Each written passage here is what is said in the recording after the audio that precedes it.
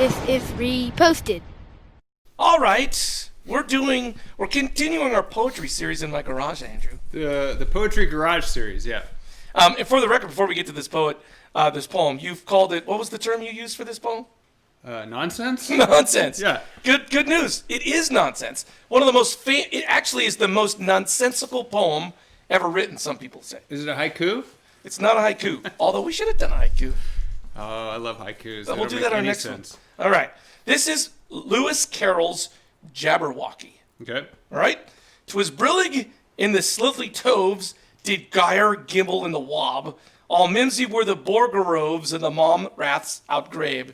Before the Jabberwock, my son, the jaws that bite, the claws that catch, beware the Jubjub bird, and shun the frumious Bandersnatch. He took his vorpal sword in hand. Oh, I love that.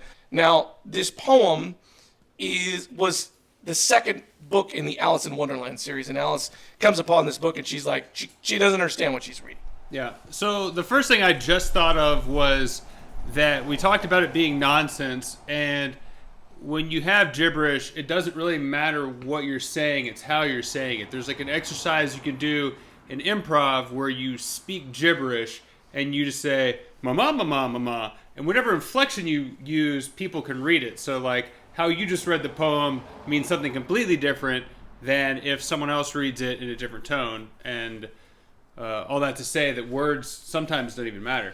I was just about to say, because is that a good technique in improv? That you're sort of reading someone not by the words they're saying, but by their body language. Yeah, it's a understanding that you can communicate with someone. They say that you have a nonverbal handshake when you walk out on the stage and you know what the scene is about. Like it starts with nothing, and they're like, okay, I get it now. It's like an eye contact thing, and making eye contact is important because you read what the person's giving off. Just like your wife might say, I'm not mad at you at all. Like that could mean being very sarcastic. It could mean like it just all depends on how you say it. So this poem to me makes me think of don't necessarily focus on the words. You can read between the lines with physical and body language. I can imagine though, if you're doing improv, someone could be really funny, like making up a language. Yeah. Because that's the comedy part. Right. But you're still able to communicate with somebody. Yeah. I mean, there's so much that you can get through eye contact with someone. So that, like, just, I think it makes a big difference. But I don't think that was the point in Alice in Wonderland. Did you have any thoughts going in before we read this poem? Well, first of all, I love nonsense. Yeah. I really feel like the world needs more complete nonsense that doesn't mean anything. How does that work with parenting when you promote nonsense and it's time to do homework? Well, because here's what I think nonsense does. It just allows everybody to take a break.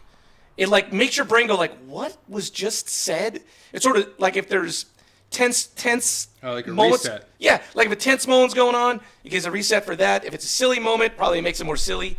But I like the idea that nonsense gives us all the moment to be like, what just happened? Yeah, that makes me think of like someone's getting yelled at and berated, and then there's 8 seconds of silence, and you're just breaks the tension and kind of resets everything. That's not necessarily nonsense, but here's the thing about nonsense, right? Because it's sort of like talking with an irrational person, right? There's no reason to talk to an irrational person because you can't have a rational discussion. It doesn't make any sense. They're not on the same realm. It's only the people that dive into Jabberwocky by Lewis Carroll, go like, I need meaning out of this. Those people are never going to get it. It's nonsense. Oh, man. That's so hard for me because most of the time, 99% of the time, when I read a poem, I don't understand the meaning. Totally. So how do you know in poetry, Jabberwocky, for instance, when there's nothing behind it? I love when I hear artists being interviewed and they're like, oh, everyone says they see the pain and suffering. You're like, I just drew a balloon floating through the air. It doesn't mean anything. So it's interesting when people go down that rabbit hole of evaluating something when there's nothing behind it. Well, I will say some doctor in poetry is probably listening is like, you just said Jabberwocky's nonsense. It has no meaning. They're going to be like, hey, Larry, maybe you want to tone down. I'm sure maybe there is some poetic meaning in all this. But all I'm saying is Twas, brillig, and the slithy toves did gyre and gimble in the wabe. Like, I mean, if some doctor of poetry is going to write the reposted podcast and say like, hey, man, there's some deep stuff in there. I'm like, well, I didn't know what a brillig and a gyre was. Yeah. Well. But I just need to say this about Jabberwocky. The reason I love this poem so much is because the Olsons love the Jabberwockies. Oh. Okay. Do you know the Jabberwockies? Yeah. I love how the Jabberwockies dance. Their style of how they move, I think they came to fame because they won America's Got Talent like 10 years ago. Mm-hmm. And they have masks on, right? Yeah. So they can literally replicate themselves all over the world because it's like the Blue Man Group. It's kind of like the Blue Man Group. It was genius. Now I don't know what their intent was to begin with, to wear masks so that they could replicate themselves, or that was part of their costume. Yeah. But the Jabberwockies are now all over the world all of the time because they can replicate themselves. Huh. And I don't know what it. Once again, I don't have a doctor of danceology, but I'm sure there's some specific style that they're doing of dance, or they created a new style. Because it's like, you know what I'm talking about? It's like that, where they're all kind of choreographic move. Like I'm doing it. You're doing a little robot dancing. And so I just think like they created something completely new, and Lewis Carroll kind of created her own nonsensical language. That's kind of like when you're brainstorming for anything, like no such thing as a bad idea. I've definitely had multiple times where I'm brainstorming for whatever, and I throw something out as a joke, and that leads to something that leads to something that leads to an idea. And so, like, other examples of silliness or just throwing stuff out there and not putting your own filter on, like, makes it a difference. I love that you just talked about brainstorming, because you are a lot like my wife. I tell you that all the time. You're an Enneagram 1, probably very structured person. Number 3.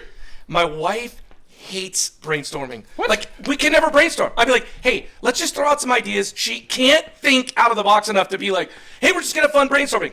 Never. Wow. Because she's always like, no, it's a bad idea. No, you just missed rule number 1. There's no bad ideas.